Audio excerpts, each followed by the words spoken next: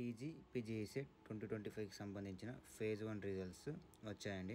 మీరు వెబ్సైట్కి వెళ్ళి చెక్ చేసుకోవచ్చు. కొందరు స్టూడెంట్స్కి మెసేజ్ రావడంలో కొంచెం లేట్ అవుతుంది. సో మీరు వెబ్సైట్కి వచ్చి మీకు వచ్చిన కాలేజ్ని చెక్ చేసుకోవడానికి ట్రై చేయండి. ఎవరికైతే ఫస్ట్ ఫేజ్లో సీట్ వచ్చిందో వారు కాలేజ్కి వెళ్ళి రిపోర్టింగ్ చేసి డేట్స్ కూడా వచ్చాయి.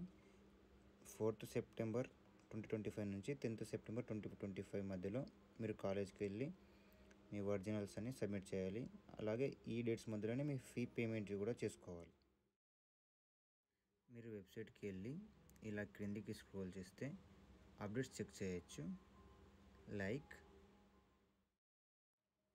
Candidate allotment login phase 1 and college wise list of provisionally selected candidates phase 1.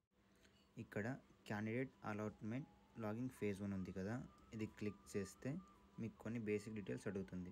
Like me hall ticket number, me rank, me password. ఇవి ఎంటర్ చేస్తే ఒకవేళ మీకు ఏదైనా కాలేజ్ అలాట్ అయిందనుకోండి, అక్కడ ఆ డీటెయిల్స్ అనేవి వస్తాయి. మీకు అలాట్ అయిన కాలేజ్ టైప్ యూనివర్సిటీయా అని, and me fee structure, and మీకు ఏ స్ట్రీమ్లో సీట్ అలాట్ అయింది. లైక్ త్రిబుల్ వాళ్ళకైతే power systems and power electronics, అలాగా ఏ స్ట్రీమ్లో వచ్చిందని ఇవన్నీ డీటెయిల్స్ ఉంటాయి. ఒకసారి ఈ డీటెయిల్స్ అన్నీ చెక్ చేసుకోండి. అండ్ కిందికి స్క్రోల్ చేస్తే అక్కడ మీరు ఎంత ఫీ పే చేయాలన్న డీటెయిల్స్ ఉంటాయి. సో ఇక్కడ ఈ క్యాండిడేట్కి ఇన్కమ్ హయ్యర్ ఉండడం వల్ల ఎటువంటి ఫీ రింబర్స్మెంట్ లేదు. మీరు చెక్ చేయొచ్చు. ఇక్కడ కోర్సు ఫీ ₹30,000 అని ఉంది. ఇది కేవలం ఒక్క సెమిస్టర్కి మాత్రమే. 1 ఇయర్కి ఇది 60,000. సో మనం ఇప్పుడు పే చేస్తుంది ఒక ఫస్ట్ సెమ్ది మాత్రమే. అండ్ ఈ గ్రీన్ ఫండ్ ఉంది కదా, ఇది ₹100. ఇది అందరికి ఉంటుంది. సో ఇప్పుడు ఈ క్యాండిడేట్ పే చేయవలసిన ఫీ వచ్చేసి ₹30,100. ఇక్కడ కింద ఇన్స్ట్రక్షన్స్ టు క్యాండిడేట్స్ అని ఇచ్చారు. ఖచ్చితంగా చదవండి. ఏంటంటే మీకు ఇన్ కేస్ సీట్ వస్తే కాలేజీలో ఖచ్చితంగా మీరు ఫీ పే చేయాల్సిన డేట్స్ వచ్చేసి 4 నుంచి 10 మధ్యలో. అది కూడా ఫీ పే చేసిన తర్వాత మీకు జాయినింగ్ రిపోర్ట్, అలాట్మెంట్ ఆర్డర్ ఇవి జనరేట్ అవుతాయి. మీరు అలాంగ్ విత్ ఒరిజినల్స్ కాలేజ్కి వెళ్ళి సబ్మిట్ చేయాలి. అది కూడా 10th డేట్ లోపల. అండ్ ఫీ పే చేసేటప్పుడు ఖచ్చితంగా మీ పేరెంట్స్ యొక్క క్రెడిట్ కార్డు కానీ, డెబిట్ కార్డు కానీ, బ్యాంక్ అకౌంట్ కానీ యూజ్ చేయండి.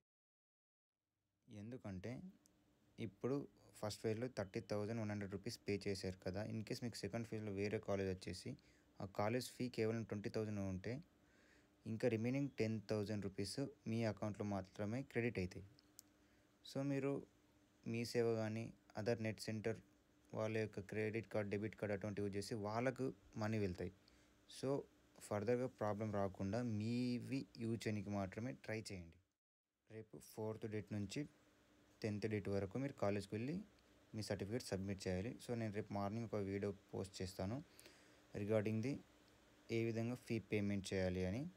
మీకు ఎటువంటి డౌట్స్ ఉన్నా కానీ నాకు టెలిగ్రామ్లో మెసేజ్ చేయండి. ఇందులో ఈ స్టూడెంట్ యొక్క పేరెంట్ ఇన్కమ్ హయ్యర్ ఉండడం వల్ల ఇతను రియంబర్స్మెంట్కి ఎలిజిబుల్ కాదు. ఇన్ కేస్ మీరు రియంబర్స్మెంట్కి ఎలిజిబుల్ అయి ఉంటే మీకు ఫీ రిడక్షన్ అయ్యి వస్తుంది. In case SC, ST and minority వాళ్ళకైతే ఓన్లీ గ్రీన్ ఫండ్ ఉంది కదా, ₹100 మాత్రమే పే చేయాలి.